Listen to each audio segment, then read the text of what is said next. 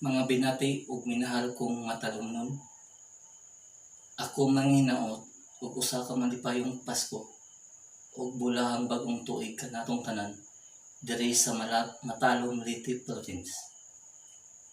Ako si Ikaw Pipi Jr., usa ka empleyado diri sa Local Government Unit of Matalom Leyte Province.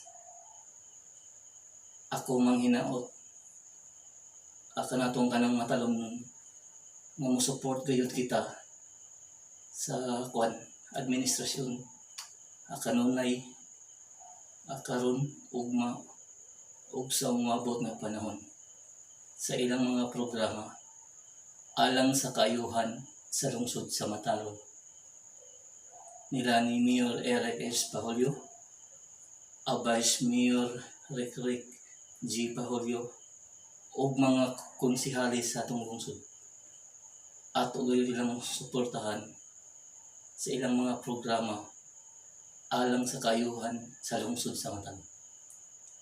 Usa ka pamilya kita karong Pasko matalomnon.